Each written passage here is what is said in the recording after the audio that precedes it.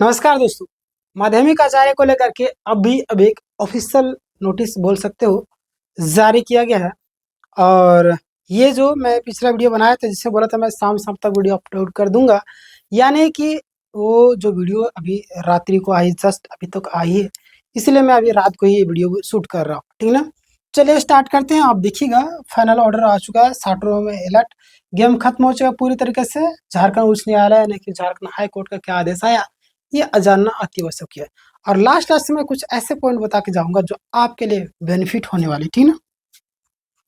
तो यहाँ पे देखिए आपको समझ में आएगा कि झारखंड माध्यमिक आचार्य केस का पूरा अपडेट पॉइंट वाइज पॉइंट जो है ना क्या है, ऑर्डर कॉपी जारी हो चुका है। देखिएगा झारखंड हाई कोर्ट की जो वेबसाइट है ना, उस पर ऑफिशियली जो ऑर्डर आपको कॉपी अपलोड कर चुकी है ना। ये जो आपका झारखंड हाई कोर्ट के जो वेबसाइट पर ऑफिशियली जो आपका ऑर्डर कॉपी है वो आपका अपलोड हो चुकी है। देखिएगा यह ऑर्डर आपका, ध्यान दीजिए आप लोग यहाँ पे कि ये जो ऑर्डर है आपका लाइव हियरिंग के बाद आपका जारी किया गया। क्योंकि देखिए मैंने पिछला वीडियो इससे पहले जो बनाया था जिसमें भी कई सारे जो पॉइंट है जिसको कवर किए गए थे, आप नहीं देखेंगे जा करके देख लीजिए कि आज आपका फाइनल होने वाला है। जो कि मैंने बताया था बहुत सारे पॉइंट। तो किस जज में सुनवाई हुई आप देख लीजिए यहाँ पे कि केस की सुनवाई की गई। तो आप यहाँ पे देखिए जस्टिस दीपक रोशन है ना, हालांकि हमारा नाम भी रोशन है ना, यहाँ पे दीपक ऐड कर दिया गया। अच्छा, नाम से कुछ नहीं होता है, काम करना पड़ता है, ठीक ना। तो जस्टिस दीपक रोशन यानी कि यह सुनवाई सिंगल बेंच यानी एकल पीठ में हुई है ना। और देखिएगा हालांकि आपको यहाँ पे कुछ चीज़ समझ में नहीं आएगी, जो चीज़ें समझ में नहीं आएगी वो आप मुझे कमेंट करके जरूर बताइए। हालांकि मैं पूरी कोशिश करूँ कि मैं आपको समझा के जाऊँ। स्टे एप्लीकेशन पर एक बड़ा फैसला आया है और कैंडिडेट के द्वारा जो आपका स्टे एप्लीकेशन यानी कि रोक लगाने की जो मांग की गई है पूरी तरीके से खारिज कर दी यानी कि रिजेक्ट कर दी। आखिर रिजेक्ट क्यों किया गया, इसका मतलब क्या है? छात्रों की तो डिमांड थी कि स्टे लगाना चाहिए लेकिन स्टे तो नहीं लगा। आखिर कहाँ पे चूक होगी जो स्टे नहीं लगा, है ना। तो ध्यान दीजिएगा क्योंकि अभी इसके लिए आपका एग्जाम पर कोई रोक अभी तक नहीं लगेगी। और फ्रेश जो आपका फाइलिंग का जो मतलब क्या, देखिए इसके पीछे अगर मैं आपको बताऊं तो शायद छात्रों के द्वारा वो पुख्ता प्रूफ नहीं दे पाए ये लोग, जिसके कारण स्टे लगा। स्टे कोई भी व्यक्ति कोर्ट ऐसे स्टे नहीं लगाते, कोर्ट को चाहिए प्रूफ, कोर्ट को चाहिए कागज, है ना। कोर्ट कागज की भूखी है, आप कागज दीजिए, वो जिंदे इंसान को मुर्दा कर देगी, मुर्दे इंसान को जिंदा कर देगी, है ना। जो गलत काम करे उसको सही साबित कर दिए, सही वाले को गलत कर दिए। तो कागज हम दे पाएंगे ना तब उसके अनुसार काम होगा, है ना। और थोड़ा रोकड़ा भी चलता है, समझ रहे ना। अभी केजरीवाल जो है वो उस महिला जज के बोल रही है कि आप हमारे केस को ना सुने, अन्यथा हम मैं कभी भी वहां पे कोर्ट में हाजिर नहीं होगा, है ना। नहीं हमारे कोई वकील दलील के लिए जाएंगे, जो होगा देखा जाएगा। हम सुप्रीम कोर्ट में अन्य किसी चीज़ के लिए रिट पिटिशन और भी कई सारी चीज़ों के लिए मैं तैयार हूँ, लेकिन आप हमारे जो केस है उसको सुनवाई नहीं करेंगे क्योंकि आप आरएसएस से मिले हुए, आपके जो फैमिली वाले हैं, है ना, बीजेपी जो सेंट्रल गवर्नमेंट जो सरकार है उसके साथ मिली हुई, ये सारे केजरीवाल का आरोप लगे थे। आप देखेंगे वीडियो, नहीं देखेंगे जा करके देखिएगा। तो इसी तरीके से यहाँ पे वही चीज़ें हो रही है कि कोर्ट जो है बिना प्रूफ के, है ना, बिना कागज के आपको फैसला नहीं देती है ना, अपने अनुसार वो काम करेगी। कोर्ट ने कहा कि यह केस आपका फ्रेश फाइलिंग के रूप में लिया जाएगा। आसान भाषा में कहे तो यह केस को अलग से नहीं चलाया जाएगा, समझ रहे। यानी कि जैसे अलग से चलाया जाए स्पेशल, तो वो उसके अनुसार इस केस को नहीं चलाया जाएगा, इस केस को अलग से नहीं चलाया जाएगा, यानी कि बल्कि इसे जो पहले से चल रहे सिमिलर केस में यानी कि पीआईएल के साथ जोड़ दिया जाएगा, है ना, मर्ज कर दिया जाएगा। जो आपका इसी के साथ में और भी कई सारे सिमिलर जो केस है उसके साथ में इसे मर्ज किया जाएगा, समझ रहे। पीआईएल के साथ टैग कैसे, पीआईएल के साथ टैग किया गया है ना, तो यहाँ से आपको समझना होगा। और पीआईएल का मतलब बहुत सारे लोग को नहीं पता होगा, ठीक है, ध्यान दीजिए। यह केस पहले से चल रही पब्लिक इंटरेस्ट यानी कि लिटिगेशन यानी कि पीआईएल, इसका फुल फॉर्म है। आप चाहे तो पीआईएल गूगल में सर्च मारेगा, आपको ए टू जेड डिटेल में बता देगा, है ना, के साथ जोड़ा गया है। यह पीआईएल फाइल की यानी कि आपका तालेश्वर महतो के द्वारा, मतलब कि आगे आपका जो मामला है और भी ज्यादा गंभीर हो चुका है, इस चीज से आपका साफ साफ चल रहा है ना। अब जो ये जो केस है यानी कि जिसके साथ मर्ज की जाएगी, अब दोनों केस की सुनवाई एक साथ होगी, है ना। यहाँ से क्लियर हो गया। अब जो दोनों केस की सुनवाई एक साथ होगी, यहाँ से आपको क्लियर हो गया। आगे बात करें खंडपीठ, है ना, क्या है। तो यह आपका ध्यान दीजिए आप लोग। अब केस जाएगा खंडपीठ, है ना, यानी खंडपीठ बेंच में। इसकी खास बात है कि इसमें 2 जज होते हैं, है ना। इसमें अक्सर आपका चीफ जस्टिस जो है ना वो आपका शामिल होते हैं ना, 2 जज होते हैं। उसके बाद आपको देखेंगे सारी चीज़ों को, उसके बाद प्रक्रिया को आगे बढ़ाएंगे, है ना। मामला आखिर क्या है, आगे बात करते हैं।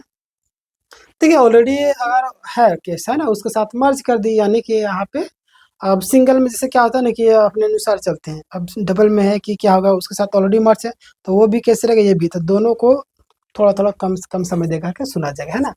यह सिंगल बेंच में ज़्यादा पावरफुल होता है, ठीक है ना। सिंगल बेंच क्यों खत्म किया गया, है ना, तो ध्यान दीजिए जज साहब का क्या कहना था।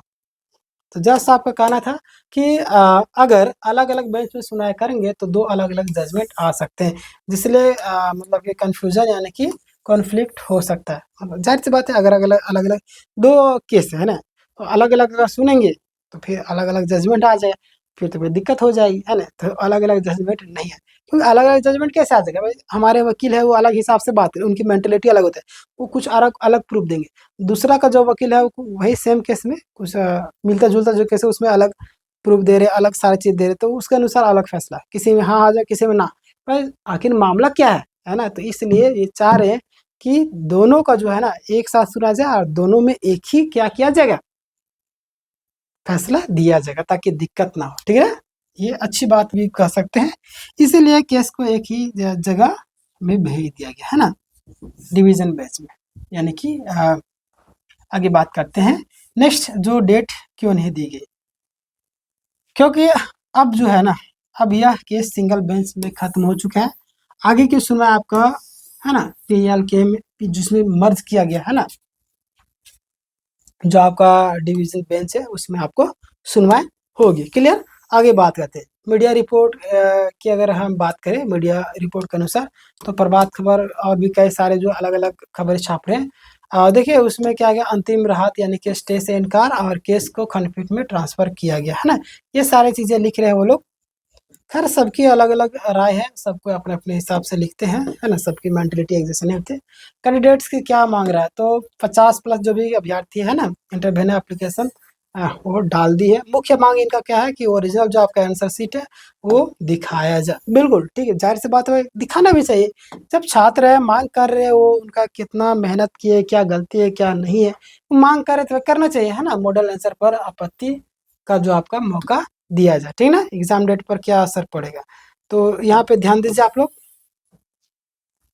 एग्जाम डेट जो आपका 8 मई तय है। अभी की स्थिति की बात करें, एग्जाम होने की पूरी संभावना, कोई भी स्टे नहीं है, समझ रहे हैं। यानी कि अब जो आपका एग्जाम 8 मई को संभावना बनी हुई। क्लियर। अगर इसमें कुछ बदलाव होता है तो मैं आपको जरूर बताऊंगा।